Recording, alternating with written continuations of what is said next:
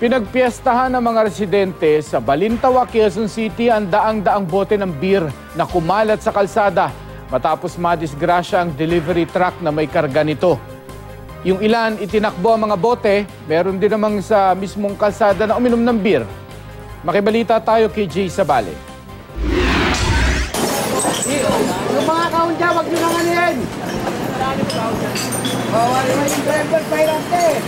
Buwan pa lang ng Hulyo, pero nagmistulang Oktoberfest sa Cloverleaf, Balintawak, Quezon City kanina madaling araw.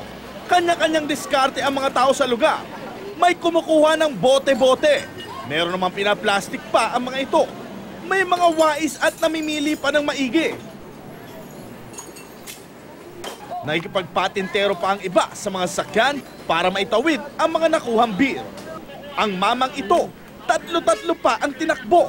Ang mistulang mga mana from heaven ng ganito kaaga. Sanhi ng pagkadiskaril ng isang 14-wheel wing van trailer na puno ng kahon-kahon ng beer. Bumukas kasi ang trailer at nahulog ang mga karga sa kalsada.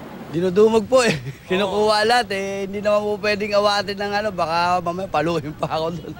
Oy, yung kahon, kailangan! Oy, yung kahon, ano ba yan? Yung kahon, kailangan itong kahon eh. Oy, yung kahon!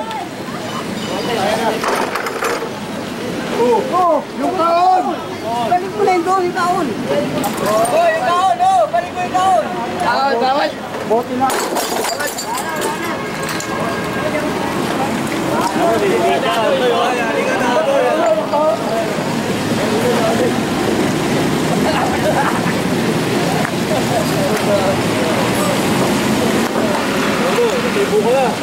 Marami ng tao eh. Marami na nagkukuha.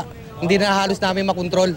Ang isang ito, lulusot pa nang mapansing kinukuhanan ng kamera. Mula sa planta sa Valenzuela, papunta na sana ng sales office sa Canlubang, Laguna ang delivery truck.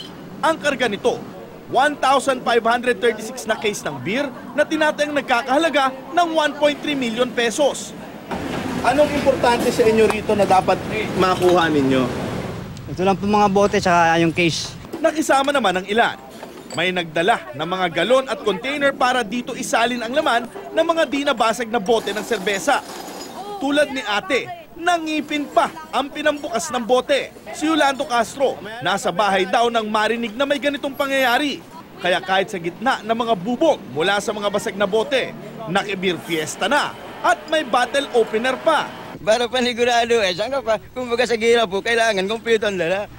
Hindi yung, paano mo sa ngipin? Naubos po yung ngipin ko nito. Meron ding hindi na nakuhang itakbo at sa gilid na lang ininom ang kanilang bote. Aba kulang na lang may maglabas ng sisling pulutan. Kailang beer ka natin? 4. 4, may tama ka na? Medyo lang, slide. Dumating naman ang mga tauhan ng NLEX upang palahin at walisin ang mga basag na bote. Tumulong din ang mga taga-barangay at ilang residente. Problemado ngayon ang driver kung paano susolusyonan ang mga nakuhang kahong-kahong beer ng amo niya. Jay Sabale, GMA News.